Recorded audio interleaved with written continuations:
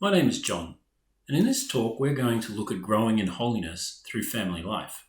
But first, what even is holiness? Well, it can be understood in this way.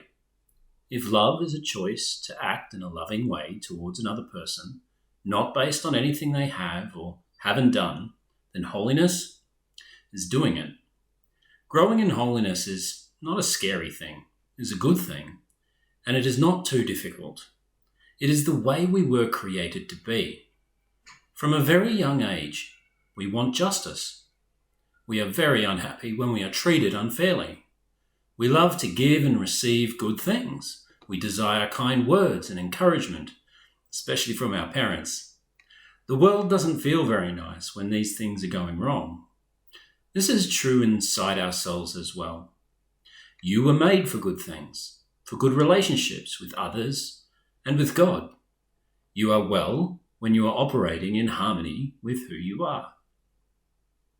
The act of growing in holiness makes us focus on the good things we can do, and then step by step achieve them.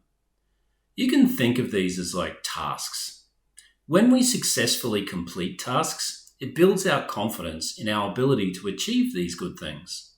It makes it look easier to do in the future and motivates us to continue to get better at it. Ultimately, we will feel better about ourselves because we will be becoming the sort of person we want to be and the sort of person that we respect. But how do you become holy? Well, it takes practice, which means sometimes you will fail. This is the nature of practicing. Think about soccer, for example. If you want to be a great goalie, you have to practice blocking shots. At first, you will probably miss a lot of them. Yet over time, you start missing less. Then, on game day, you do well, but you still miss some, and that doesn't feel very good at all. In fact, you feel like you've let your team down, or your teammates may try to encourage you and say things like, "It's all good, mate, great effort." It doesn't necessarily make you feel any better, but you are more determined not to miss the next one, and you train a little harder afterwards. So long as you don't give up, you are succeeding. Now, of course, if you aren't getting any better at all, you simply learn something about yourself. I'm not a goalie, but you might be a good striker. Discernment. This is the same as you grow in holiness. As you go about trying to do good things, using your manners, sharing, caring, being generous, praying, you may fail at times, and that's not going to feel very good. It doesn't mean that you're not made for holiness. You just need more practice. Now, family life is one of the most perfect places for opportunities to practice holiness. Families have good times and bad times and wonderful moments, as well as really difficult ones too. In the family, you can find the sort of unconditional love needed to help us through the times when we fail. People who won't give up on us. What does that even look like? Well, perhaps you have a brother or sister. Now, there's probably isn't another human being so talented at pushing our buttons and making us angry other than a sibling. All right, so you find this sibling with your favorite toy and it's broken. Okay, game day. What do you do next? Well, it's an opportunity to practice holiness through forgiveness. But I reckon you may need to walk away first and calm down. You see, walking or running away first is also a good thing, because you know as well as I do that when we are angry is when we do things we regret later. So if you do this, you have achieved two good things: forgiveness and not hurting them.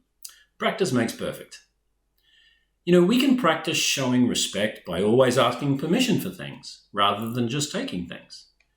Practice being grateful by saying thank you. Like when dinner is served, resist the urge to say something like, "I don't like this dinner."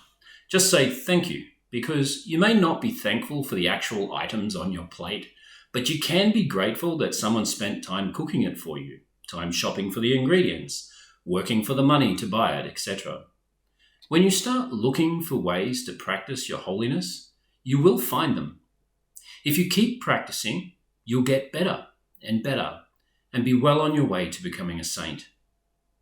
In the words of Pope Francis, do not be afraid to set your sights higher, to allow yourself to be loved and liberated by God. Do not be afraid to let yourself be guided by the Holy Spirit. Holiness does not make you less human, since it is an encounter between your weakness and the power of God's grace. And when all is said and done, the only great tragedy in life is not to become a saint. You might like to take some time now to have a look at 1 Corinthians 13 and list out all of the characteristics of what love is as found in that chapter, and then think about ways and talk about it with somebody else, about ways that you can practice these characteristics in your family life. Thanks for watching.